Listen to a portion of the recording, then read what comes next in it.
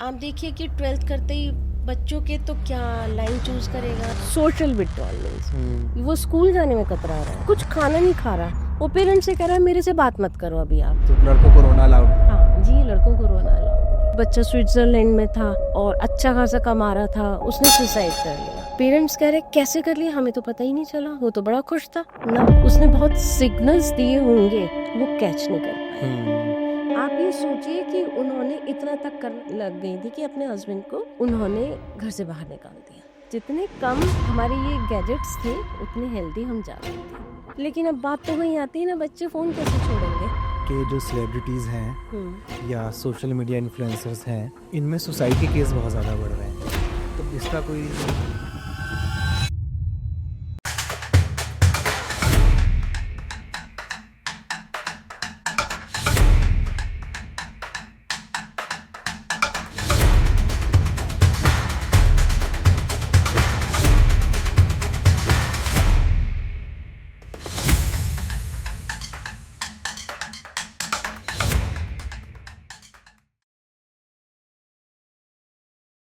आज की हमारी guest mental health expert doctor Kumkum Pareek से हमने बात की एंजाइटी के बारे में और जाना कि एंजाइटी के कारण क्या होते हैं और इसकी ट्रीटमेंट्स क्या हैं। हमने जाना कि एंजाइटी किस तरीके से हमारे फोकस को और कॉन्फिडेंस को इफ़ेक्ट करता है। तो आइए शुरू करते हैं आज का पॉडकास्ट डॉक्टर कुमकुम पारिक के साथ। मैम, यंग लोगों में हम आजकल देखते हैं, चाहे वो स्टूडेंट हों या वर्किंग प्रोफेशनल्स हों, एंजाइटी बहुत कॉमन इशू हो गया है। तो आपको इसका कोई ख़ास वजह नज़र आती है? आजकल की एंजाइटी ये यंग लोगों में ही ज़्यादा हो रहा है। पहले जो था वो होता था, मगर यंग लोगों में उतना नहीं होता था।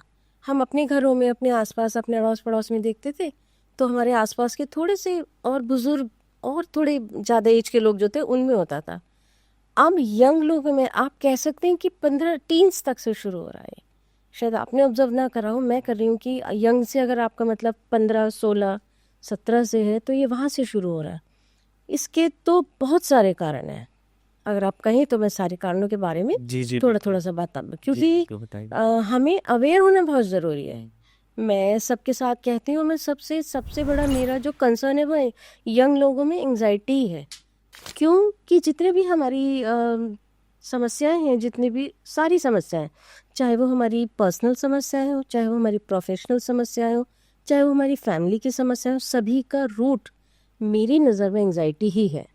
तो पहला तो कारण मैं ये मानती हूँ कि हमारे जो ये फैमिली सिस्टम डिस्टर्ब हुआ है, जॉइंट फैमिली से न्यूक्लियर फैमिलीज आ गई हैं। ये कोई इंटेंशनल नहीं हुआ या किसी की मर्जी से नहीं हुई, मजबूरी बन गई है। जो घर के लड़के लड़कियां सब जॉब के लिए बाहर जा रहे हैं तो उनकी मजबूरी बन गई है। पहले क्या होता था, आपको छोटी मोटी समस्या हुई तो दादियाँ नानियाँ होती थी। हम खुद जॉइंट फैमिली में पढ़े हुए हैं, हमें तो अपने पेरेंट्स तक जाने का मौका भी नहीं मिलता था। तो हमें तो कभी अपने पेरेंट्स तक डांट खाने का मौका ही नहीं मिला। प्यार डांट सब हमें जॉइंट फैमिली में मिल गया, तो वो कोई समस्या ही नहीं हुई। अब न्यूक्लियर फैमिलीज हो गई, बाहर जाने लगे, क्वालिटी टाइम बच्चों को नहीं दे पाते, तो उस वजह से बच्चे बहुत सारी समस्याएं अपने पेरेंट्स से शेयर नहीं कर पाते। और अगर शेयर भी कर रहे हैं तो डांटने वाले भी वही हैं और प्यार करने वाली भी। तो बच्चे के मन में बड़ी दुविधाएं रहती हैं कि मैं अपनी ये बात शेयर करूं, ये बात ना करूं। दूसरी बात क्या है कि बहुत सारा जो ये मोबाइल वाला सिस्टम है, इसको मैं बहुत बड़ा कारण मानती हूँ। इस मोबाइल के दोनों कारण हैं। सोशल रीज़न भी है ये मोबाइल, और दूसरा इसका जो फिज़िकल रीज़न है वो भी है। कैसे कि मोबाइल में आप देखते हो कि आजकल का छोटा बच्चा भी मोबाइल देख देख के खाना खा रहा है। पेरेंट्स को और कुछ नहीं, तो मैं देखती हूँ कहीं जाती हूँ, मैं रिश्तेदारी में गई, शादी में गई, बस एक कोने में बैठे हुए फादर ने मोबाइल पकड़ा हुआ है और मदर खाना खिला रही है, बच्चा बड़े मज़े से खा रहा है। ये सुविधाजनक है क्योंकि पेरेंट्स पे टाइम नहीं है। तो पहले क्या होता था, दादियाँ नानियाँ बच्चे के पीछे ले लेके कहानियाँ सुना सुना के, पंचतंत्र की कहानियाँ सुन रहे हैं बच्चे, और तरह तरह की वो वीर वालाओं की और उनकी कहानियाँ सुन रहे हैं। ये सुन सुन के कहानी खाना खा लिया और उनकी वो पूरी उनकी मॉरल एजुकेशन भी हो गई। अब यहाँ क्या है, जल्दी है, पेरेंट्स के पास टाइम ही नहीं है। वो कह रहे हैं भैया लो तुम शांत रहो, जल्दी से खाना खाओ और आगे चलो। मोबाइल की आदत उनको शुरू से ही लग गई। इससे पहले की जनरेशन में जो बच्चे अब यंग हो चुके हैं, उनमें मोबाइल स्टार्ट हुआ तो पहली बात मोबाइल कंटेंट, दूसरी बात स्लीप साइकिल।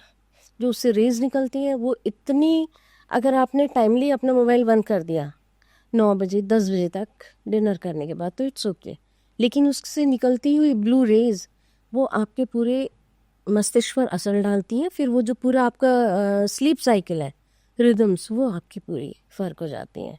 तो फैमिली, मोबाइल, और तीसरा कंपटीशन का टाइम इतना है आजकल। आप देखिए कि 12th करते ही बच्चों के तो क्या डर लगता होगा उनके पेरेंट्स को, क्या लाइन चूज़ करेगा तो उसमें बढ़िया कॉलेज मिलेगा नहीं मिलेगा। वही चीज़ बच्चों में ट्रांसमिट होती है, वही ट्रांसफ़र होती है। तो यंग लोगों में एंजाइटी सच में बहुत बढ़ रही है और बहुत अलार्मिंग चीज़ है। तो इसका मैम रीज़न क्या होता है? एंजाइटी एग्जैक्टली होती क्या है, हम थोड़ा सा समझना चाहते हैं। एंजाइटी एक वो अवस्था है जिसमें कि व्यक्ति को चिंता होने लगती है, कुछ सोचने लगता है, वो कोई टॉपिक आया उस पर उसने बार बार सोचने लगा, और कुछ उसके सामने कोई बात आ गई तो उस पर वो सोचने लगा। एंजाइटी क्या है? वो सोचना, बार बार सोचना, पसीना आना, घबराहट होना। उसमें डिफरेंस कहाँ है? कहाँ पे वो अलार्मिंग वाली एंजाइटी है? वो अलार्मिंग वाली एंजाइटी तब है जबकि अगर उसकी डिग्री बढ़ गई, वो थॉट हमें बार बार आ रहा है। और दूसरी बात ये कि डिग्री बढ़ गई और बिना किसी कारण के है। अगर कोई कारण है, मान लीजिए कोई एग्ज़ाम आ रहा है तो उससे स्ट्रेस हुआ, स्ट्रेस से वो एंजाइटी, तो दिस इज़ कॉमन, बड़ी नेचुरल सी बात है, हर घर में होता है। बच्चों का खाना पीना छूट जाता है, हाथ पैर घबराहट होने लगती है, अरे एग्ज़ाम आ रहा है, हमारा ये पेपर तैयार नहीं है, वो पेपर तैयार नहीं है, वो हुआ, वो पेपर ख़त्म हो, वो ख़त्म है, दिस इज़ नॉर्मल। लेकिन वो एंजाइटी जबकि आपको घबराहट होने लगी, पल्पिटेशन बढ़ गई, स्वेटिंग आपकी बढ़ गई, दिल घबराने लगा, पसीना आने लगा, वो चीज़ आपकी जब डिग्री बढ़ गई, आपको लगातार होने लगा और उसका कारण कोई नहीं है, वो एंजाइटी है। तो इसी तरीके से little bit anxiety is normal, होनी चाहिए, बट उसकी जब डिग्री बढ़ जाए हर चीज़ की, अगर आपको किसी चीज़ को सोच के थोड़ा बहुत स्वेटिंग पल्पिटेशन हो रही है, नॉर्मल, लेकिन वो लगातार होती रहे आपको एक बिना दिन, reason 2 दिन, विदाउट एनी रीज़न, फिर वो एंजाइटी, कॉल्ड एंजाइटी वाली सिचुएशन आ जाती है। मैम मुझे ये जानना है कि स्ट्रेस और एंजाइटी में क्या फ़र्क है? कब तक कोई चीज़ स्ट्रेस रहती है और कब वो एंजाइटी में बदल जाती है? और साथ में ये भी जानना चाहूँगा कि कब हमें ज़रूरत होती है किसी प्रोफेशनल की हेल्प की? जैसे कि हम एक कंटिन्यूम पे वैसे रख सकते हैं, वैसे दोनों बिल्कुल सेपरेट चीज़ें हैं, स्ट्रेस अलग है और एंजाइटी थोड़ा अलग है, मगर हेल्थ में मेरे हिसाब से दोनों एक ही कंटिन्यूम पर है।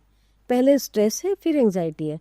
स्ट्रेस वैसे एक टेम्परेरी चीज़ है, आपको किसी चीज़ का एग्ज़ाम का स्ट्रेस हुआ, कोई चीज़ हुई, आपकी ट्रेन लेट है तो उससे थोड़ा सा स्ट्रेस हुआ, हम ये काम निपटा लेते, इतने वो काम निपटा लेते। लेकिन अगर वही चीज़ आपकी थोड़ी और परमानेंट और नेगेटिव वे में चली गई, वो एंजाइटी है।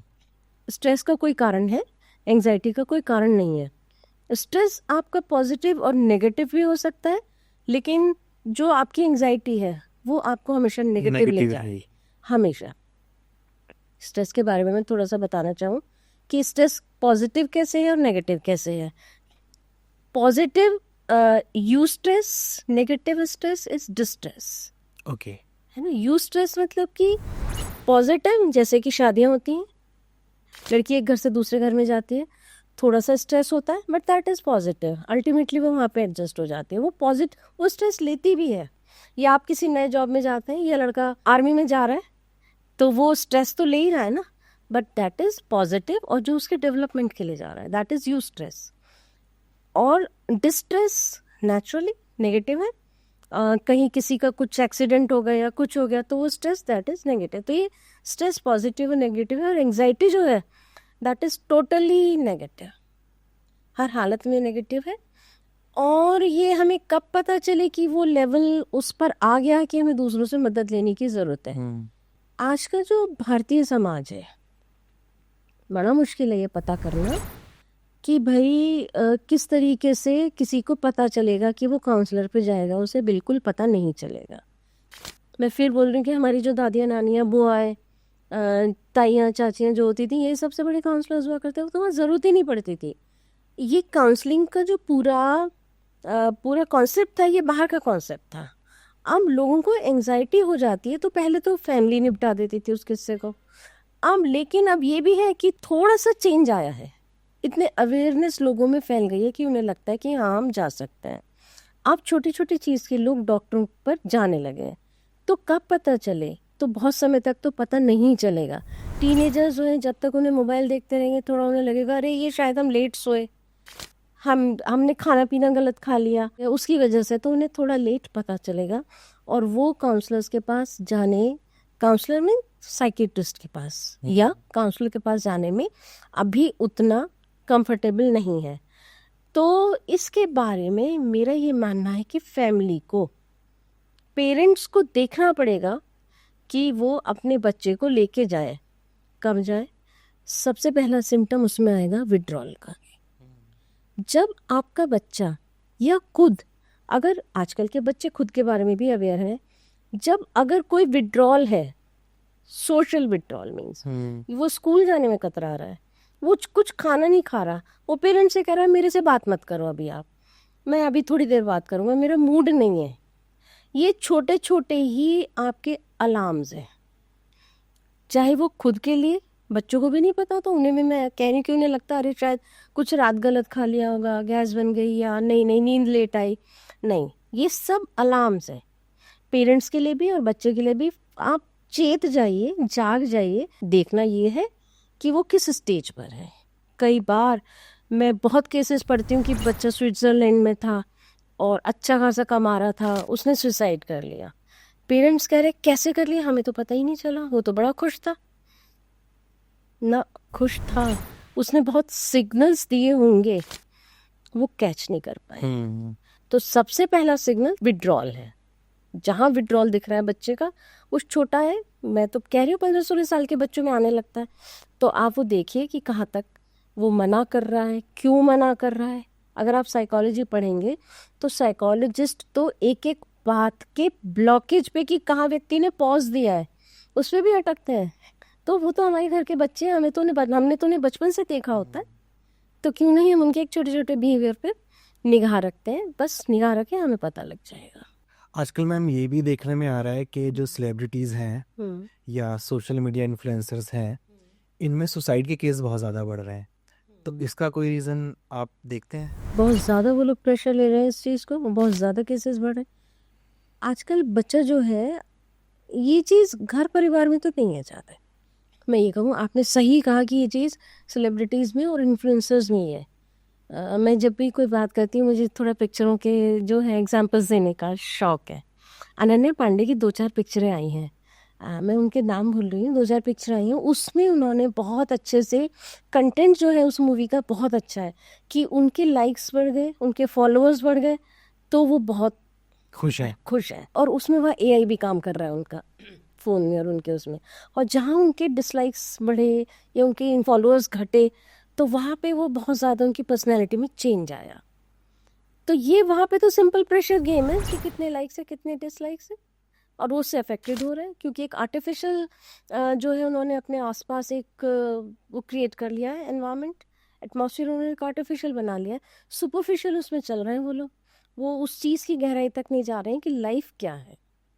गहराई तक चले जाए तो अपनी लाइफ ना, उनके लिए लाइफ वही है, उनके लिए वही लाइफ है कि फॉलोअर्स बढ़ गए बस तो खुश हैं, घट गए तो हाँ दुखी हैं। बिल्कुल। तो प्रेशर से आपका मतलब स्ट्रेस से है? हाँ, स्ट्रेस ही एक तरह से जो उन्हें एंग्जाइटी कर रहा है, वापस से वहीं पे आ रहा है वो, यही प्रेशर है कि सुपरफिशियल लाइफ में जी रहे हैं, वो सुपरफिशियल एटमॉस्फेयर में जी रहे हैं, यही उनके लिए फ़ोन का सोशल मीडिया उनके लिए वो बन गया। उन्हें ये नहीं पता कि बेसिकली लाइफ कितनी इम्पोर्टेंट और कहाँ से गवर्न होती है।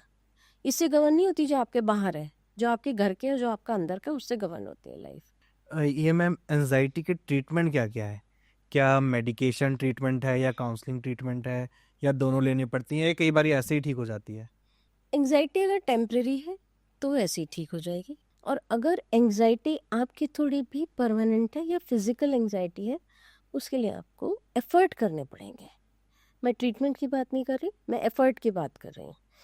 तो अगर आप खुद के प्रति कॉन्शियस हैं, चेतन हैं, जागरूक हैं अपने लिए, आपकी फैमिली आपके लिए जागरूक है, तो पहले आप स्टार्ट करेंगे अपने खुद के एफर्ट से, और फिर अगर वहाँ आप सक्सेसफुल नहीं हो पाते हैं तब फिर आपको जाना चाहिए एक डॉक्टर के पास। क्यों? कि it's totally a brain game. Brain आपके साथ खेल खेलता है। और आजकल मतलब वेरी सैड कि आजकल की फैमिलीज में, हर फैमिली में, चाहे वो लड़का है चाहे वो लड़की है, बहू है बेटी है दामाद है, कोई भी है, एक बंदा एंजाइटी से ग्रसित है और उसको डॉक्टर के पास जाना पड़ रहा है। और बड़ी बात यह कि जो हमारे बड़े हैं, जो यानी कि उनके मम्मी पापा की एज के लोग हैं, एंजाइटी उनको भी रही है, लेकिन उनका वो कहते नहीं हमें तो एंजाइटी नहीं, वो Accept पहचान ही नहीं नहीं करते। पाए। हाँ, वो जज ही नहीं कर पाए अपने आप को। वो अपनी एंजाइटी को गुस्से में, चिड़चिड़ाहट में, खीज में, इधर चीज़ों को पटक गुस्से में करके उन्होंने अपनी एंजाइटी ऐसे निकाल ली। उन्होंने कहा नहीं हमें एंजाइटी नहीं, हमें तो बस गुस्सा आ रहा है। लेकिन जब उनको दवाइयाँ दी गई, जब उनको डॉक्टर से साइकियाट्रिस्ट से ट्रीटमेंट दिलाया गया, उनके व्यवहार में डिफरेंस आया। मेरी एक नोन है, उनकी वाइफ, आप ये सोचिए कि उन्होंने इतना तक करने लग गई थी कि अपने हस्बैंड को उन्होंने घर से बाहर निकाल दिया एंजाइटी के चलते। वो दवाइयाँ खाने को तैयार नहीं, बच्चों ने क्या करा, उनको झूठे दवाइयाँ दिलवाई, तो जैसे सब्जी में डाल दी। फिर उन्हें धीरे धीरे जब डिफरेंस खुद नज़र आया, फिर उन्होंने खुद से दवाइयाँ खाई। तो एंजाइटी का ट्रीटमेंट जो है वो बेसिक कहाँ से शुरू होगा? अपने एफर्ट से। सबसे पहला एफर्ट है अपने आप को हाइड्रेटेड रखना है, पानी पीना। मैंने बोला ना ब्रेन गेम है ये इनिशियली, तो सबसे पहले अपने आप को हाइड्रेटेड रखें, न्यूट्रिशियस फूड खाएं। क्यों? क्योंकि ये जो एंजाइटी बन रही है, ये बन रही है आपके न्यूरोट्रांसमीटर्स के कारण। न्यूरोट्रांसमीटर्स का डिसफंक्शन आप में एंजाइटी ला रहा है। थोड़ी बहुत एंजाइटी अगर आप वहाँ से मैनेज कर सकते हैं अपने एफर्ट से तो ठीक है। तो उसमें पहले हाइड्रेशन, मेडिटेशन, अच्छा खाना, और कई बार आप अपने आसपास के एटमॉस्फेयर को तो कंट्रोल नहीं कर पाते हैं, लेकिन अपने अंदर ऐसा तटस्थता जागरूक करना, क्रिएट करना कि आपके एनवायरनमेंट से आप बहुत ज़्यादा प्रभावित ना हो पाए, बहुत ज़रूरी। कहने में ये बड़ी आप लोगों को थियोरेटिकल बातें लग रही होंगी, लेकिन अगर आप सोचेंगे तो यही बातें हैं। तो यहाँ और मेडिटेशन अगर आप इतना कर लेंगे तो आपकी एंजाइटी काफ़ी हद तक कंट्रोल हो जाएगी। लेकिन अब बात तो वहीं आती है ना, बच्चे फ़ोन कैसे छोड़ेंगे, है ना? इसके बाद में और अच्छा खाना पीना कैसे खाएंगे? जंक फूड खा रहे हैं। तो वो सेकंड स्टेज पे यानी कि डॉक्टर के पास उनको जाना ही पड़ेगा, नहीं तो क्या होगा? उनका काम अफेक्टेड होगा, उनको डिप्रेशन आएगा, कुछ काम पे वो फोकस ही नहीं कर पाएंगे, फैमिली में फोकस नहीं कर पाएंगे। तो फिर बेहतर है कि वो फिर मेडिसिन ले। मेडिसिन भी एलोपैथिक या होम्योपैथिक, जिसमें आपका ट्रस्ट है, आप वहाँ भी जा सकते हैं। होम्योपैथिक में तो बहुत अच्छी मेडिसिन है, और एलोपैथिक में तो यही है कि भाई आपको बहुत जल्दी आराम मिल जाएगा, लेकिन साइड इफेक्ट्स होते हैं। साइड इफ़ेक्ट्स आते हैं, वो आपको अपना यूज टू बना देंगे। लेकिन मैंने बहुत से केसेस ऐसे भी देखे कि लोग इतने जागरूक हैं अपने लिए कि उन्होंने साइकियाट्रिस्ट से मेडिसिन ली, उनसे मेडिसिन से सपोर्ट लिया, फिर अपना सपोर्ट सिस्टम उन्होंने डेवलप करा, यानी मेडिटेशन करा, पानी खूब पिया, अच्छा खाना खाया, अच्छा सब उन्होंने घर के एटमॉस्फेयर को भी थोड़ा सा कंट्रोल किया, तो वो ठीक हो गया। तो इसको एंजाइटी को बहुत सीरियसली लेना चाहिए। एक्सरसाइज से, योगा से, जिम से क्या बहुत फर्क पड़ता है? बिल्कुल बिल्कुल। मेडिटेशन के साथ मैं कहना भूल गई, योगा और जिम तो बहुत अच्छी चीज़ है। भले ही आप वहाँ जाके खाली ट्रेडमिल कर रहे हैं, लेकिन वो भी अपने आप में बहुत सफिशिएंट है। क्योंकि कहीं ना कहीं हम सोशली भी अपने आप को जुड़ा हुआ महसूस करते हैं। अगर जिम जाते हैं तो बहुत सारे लोग होते हैं, कुछ दोस्त मिलते हैं। पहले की जो चीज़ें थी, मैं बड़ा गलत सा उदाहरण ना दे दूं, लेकिन वो पहले होता था ना कि चौराहों पे जाके लोग पान खा के आ रहे हैं, एक कप 10 लोगों के साथ चाय पी के आ रहे हैं। और आप अगर अब तारक मेहता का उल्टा चश्मा देखें तो उनका क्या दिखाते हैं कि वो सब अपना काम वाम से निपट के आ गए, रात को 8-9 रोज सेलिब्रेशन होता है उनका। रोज सोडा पीते हैं वो। अच्छा। अब्दुल की दुकान पे जाके वो रोज सोडा पीते हैं। तो क्या है, वो 8-10 जो मेल मेंबर्स हैं वो मिल रहे हैं, अपनी दुख सुख की बातें कर रहे हैं, वो सारा उनका सब वहाँ पे वेंट आउट हो रहा है। तो यही है, जिम भी तो वही चीज़ है, बस जिम और योगा जो है वो थोड़ा सा डिफरेंट फॉर्म हो गई। वहाँ पे उनका एक्सरसाइज भी हो रही है, लोगों से मिल भी रहे। तो वही पुराने ज़माने में ये सब थोड़ा कम होता था, अब वो सोडे की जगह पहले ये होता था कि पान की दुकान पे जाके वो पान खा के आ रहे हैं, दूसरा दोस्त भी मिल गया, चल भाई एक सिगरेट पी के आ रहे हैं, एक चाय पी के आ रहे हैं। यही होता था पहले। कहाँ इतने हमारे पास, जितने कम हमारे ये गैजेट्स थे उतने हेल्दी हम जाते थे, क्योंकि सोशल होने के हमें मौके मिलते थे। चार हमने बातें कह ली, चार उसको बोल दिया, चार उसके सुन ली, इतने में ही अपने मन की भड़ास निकल गई। अगर मैं सिंपल शब्दों में कहीं, फ्रॉइड हमारे बहुत बड़े साइकोलॉजिस्ट हुए हैं, नोबेल पुरस्कार विजेता। उनका जो मेन थेरेपी थी वो एक तरह से वेंट आउट, हमारी साधारण देसी भाषा में भड़ास निकालना। आपको क्या लगता है ये एंजाइटी की प्रॉब्लम फीमेल्स में ज़्यादा है या मेल्स में ज़्यादा है? नहीं, दोनों में ज़्यादा है। दोनों में मैं नहीं कह सकती, बराबर है। कहीं मेल्स में कहीं फीमेल्स में, दोनों के अपने अपने रीजंस हैं, लेकिन ज़्यादा कोई अंतर नहीं है, सेम है। ऐसा भी देखा जाता है कि जो मेल्स होते हैं वो अपने इमोशंस या अपनी कोई प्रॉब्लम जैसे एंजाइटी और स्ट्रेस की ले लें, वो कहने में शर्माते हैं या कह नहीं पाते। ऐसा क्यों? क्योंकि भारतीय समाज है ही ऐसा। भारतीय समाज ऐसा ही है कि पुरुष को उन्होंने रोल ही वो दे रखा है कि आप स्ट्रांग हैं, सॉफ्ट नहीं दिखा सकते। सॉफ्ट नहीं दिखा सकते आप अपने आप को। आप रोएंगे तो एक, अगर लेडी रो रही है तो वो तो चल जाएगा, पुरुष रो रहा है तो भी भाई कोई बहुत बड़ी बात हुई होगी जो ये रो रहा है, वरना वो सिंपली अगर अपने आप से आंसू नहीं बहा सकता। एक नॉर्मल सी बात पे मेरी ही मदर इन लॉ कहती थी मेरा बेटा बहुत बहुत सेंसिटिव है, वो रोने लगा, क्या लड़कियों की तरह से रो रहा है?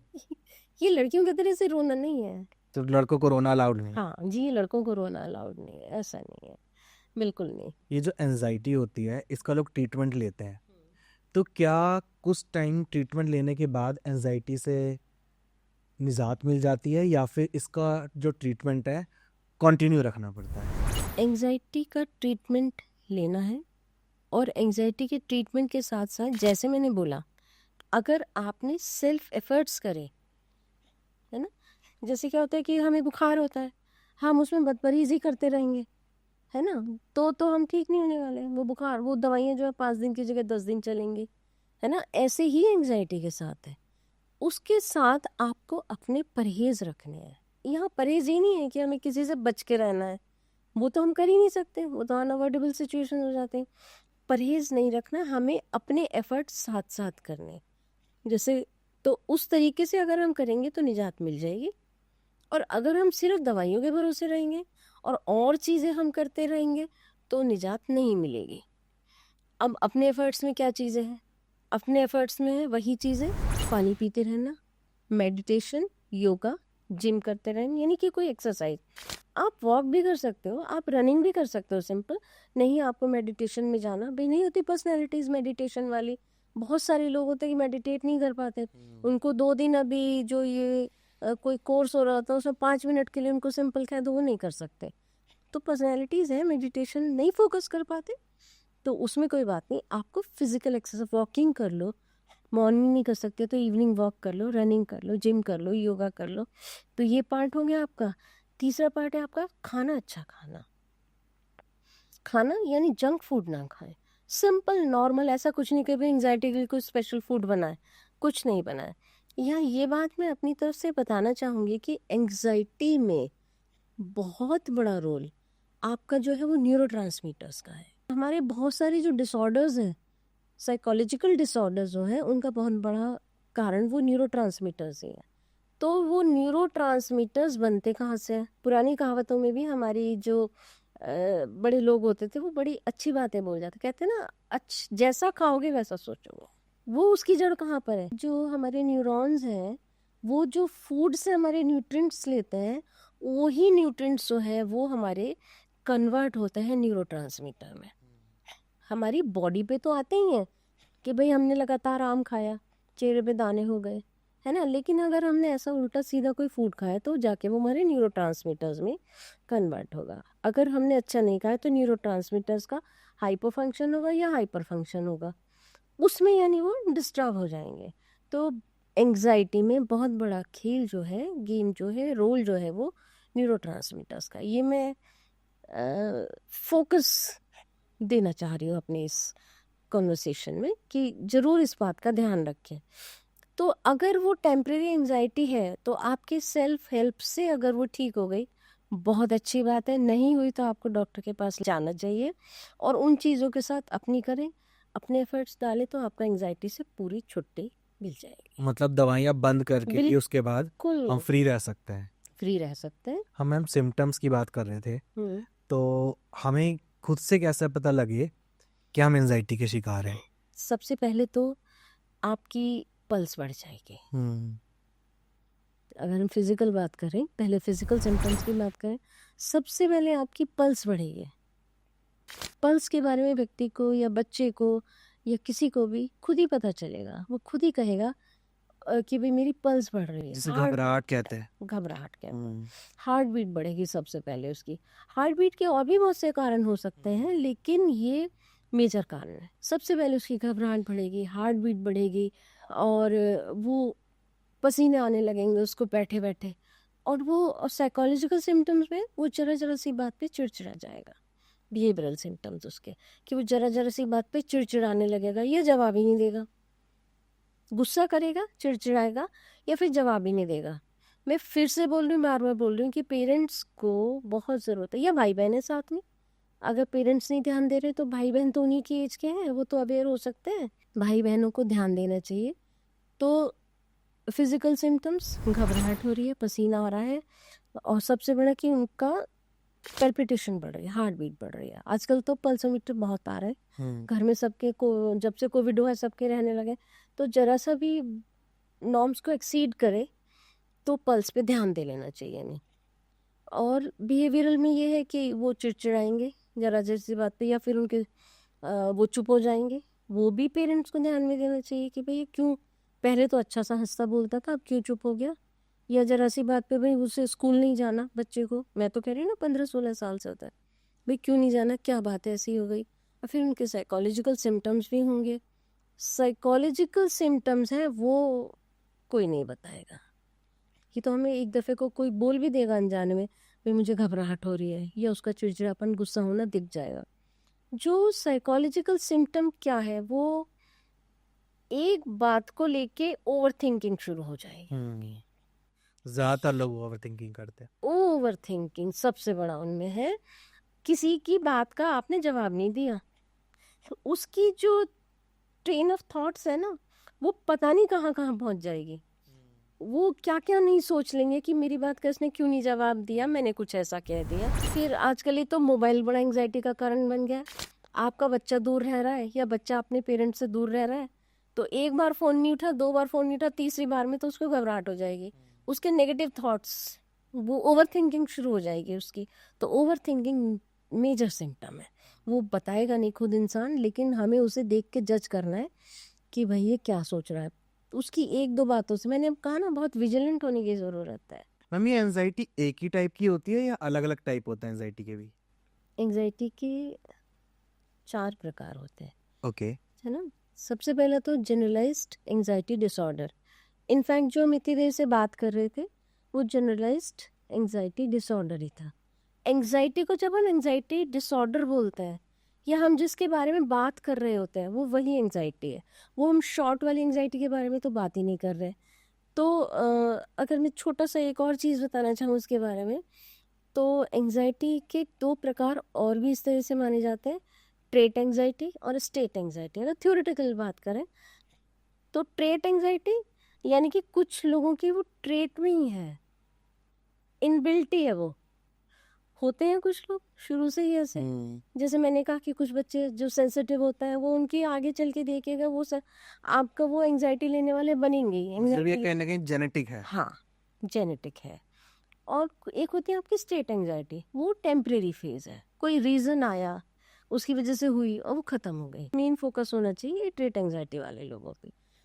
इसके अलावा एंग्जाइटी होने के बाद जनरलाइज एंग्जाइटी हमने बात करी, फिर दूसरी हमारी आ जाती है, आपने सुना होगा, फोबिया। एंग्जाइटी के बाद एक सिंपल एंग्जाइटी हो गई जो हमारी डेली लाइफ को तो चीज़ें करती है, इसके ट्रिगर्स होते हैं, है ना। उसको ट्रिगर होने के बाद हमारी जनरल डेली लाइफ को दुखी करती है, डिस्टर्ब करती है। फिर उसके बाद में अगला स्टेप, ये चारों एंग्जाइटी आ जाते हैं। चारों में जिसमें सबसे पहले जनरलाइज, दूसरी फोबिया। अब फोबिया देखिए आपको कितना तंग करता है। कुछ लोगों को छोटी सी बात से फोबिया हो जाता है। जैसे मुझे तो रेप्टाइल्स से बहुत फोबिया है, लेडीज को रेप्टाइल से होता है, और तो और छोड़िए कि कॉकरोच से होता है लेडीज को। तो दुनिया भर के सब काम कर लेंगे, लेकिन कॉकरोच से, अब फिल्मों में भी दिखाते हैं या कैसे होता है वो मैं नहीं कह सकती, मगर कॉकरोच से होता है। मुझे रेप्टाइल्स में सबसे ज्यादा, में घरों में तो सांप तो नहीं, छिपकलियां तो छिपकलियों से दिखती हैं, होता है। तो वो फोबिया है। कुछ लोगों को आपने देखा होगा कि क्लॉस्ट्रोफोबिया होता है, बंद जगहों का। हाँ। वो लिफ्ट में नहीं जा सकते, वो कमरे में उन्हें लगा भैया सर्दी में भी सारे दरवाजे खोल दो, तो वो उन्हें क्लॉस्ट्रोफोबिया भी हो जाता है। भैया खुली जगह में रहना है, ये नहीं होना चाहिए, जरा भी घुटन नहीं होनी चाहिए। आज जब आपने सर्दी में भी इंसान कह रहा है कि भाई दरवाजे खोलो, सब करो, वो एंग्जाइटी है उसकी, जो किस फॉर्म में मैनिफेस्ट हो रही है, फोबिया के फॉर्म में। कुछ लोगों को बचपन के ऐसे ट्रॉमेटिक एक्सपीरियंसेस हो जाते हैं, उससे उन्हें वो फोबिया डेवलप हो जाता है। किसी बच्चे को कभी बचपन में पनिशमेंट देने के लिए छिपकलियों के साथ, बहुत सारी कुछ बोरे में या उसमें छिपकलियों के साथ डाल दिया, उसे बाद में उनसे फोबिया हो गया। तो ये कुछ बचपन की जो ट्रॉमेटिक एक्सपीरियंसेस हैं, उनसे भी फोबिया हो जाता है। जैसे कुछ लोग, कई बार मैंने देखा है, हाथ धोते रहते हैं, नहीं। इसकी ये फोबिया होता है? ना, वो फोबिया नहीं है, वो एक चौथी, तीसरी कह लो या चौथी प्रकार कह लो, वो थोड़ी सी हमारी चिंता का विषय होता है। उसको हम बोलते हैं obsessive compulsive disorder, short form में ओसीडी। ये बहुत कॉमन हो रहा है यंगस्टर्स में भी। ओसीडी यानी ऑब्सेसिव, आपके दिमाग में कोई थॉट आया, उससे आप ऑब्सेस्ड हुए। कंपल्सिव, वो आपके बिहेवियर में आ गया, वो जो थॉट था वो कन्वर्ट हो गया आपके बिहेवियर में, वो डिसऑर्डर बन गया। जैसे बहुत लोग हाथ धोते हैं, वही डिग्री का अंतर है। हम एंग्जाइटी को एंग्जाइटी कब कहेंगे, जब वो एक नॉर्मल से अबव डिग्री में आ जाएगी। ऐसे ही हाथ धोना, घर में हम मेरे ख्याल से 10 बार 12 बार हाथ धो ही लेते हैं, बिल्कुल। है ना। खाने से पहले हाथ धो रहे हैं, खाने के बाद हाथ धो रहे हैं, हमने डस्टबिन को हाथ लगा दिया तो हाथ धो रहे हैं। ये ओसीडी तो मुझे लगता है कि हमारी जो पुराने ज़माने की वो जनरेशन हुआ करती थी, उन्हीं में सबसे ज़्यादा मैनिफेस्ट हुआ करती। मेरे घर में मतलब मेरी अपनी मदर इन लॉ के साथ मेरी मामी सास रहती थी, बस उनका तो कपड़ा छुआ चाहिए, वो अपना सारा कपड़ा बदल देंगे। तो इस तरीके के एग्जाम्पल तो हमारे, वो ओसीडी था। आम जैसे कई लोगों को अब ये होता है कि भाई घर में देख लें कि लॉक लगा तो नहीं लगा, बार बार चेक करते हैं। बार बार चेक करना। एक नॉर्मल से ज़्यादा डिग्री वो, अब से गैस बंद है कि नहीं है, लैच लगा है कि नहीं लगा हुआ, है ना, कहीं चप्पल उल्टी तो नहीं पड़ी हुई। बहुत इस किसी भी चीज़ को लेके हो सकता है आपका ओसीडी, ज़्यादातर तो सफाई को लेके होता है। मैं आपको एक एग्जांपल बताऊं, बड़ा मतलब सोच के ये भी लगता था कि इनकी लाइफ तो बिल्कुल नर्क बन चुकी है। लेकिन क्या होता था, जैसे आपको छोटा सा एग्जाम्पल बता रही हूँ, दूध की थैली आई, हम क्या करेंगे, दूध की थैली को धो लेंगे, काट लेंगे, दूध उबलने रख देंगे। उनके घर में रिन की टिक्कियाँ इतनी यूज होती थी, आप सोचो एक दिन में एक रिन की टिक्की, हाथ धोते धोते उनके हाथ सफ़ेद पड़ चुके थे।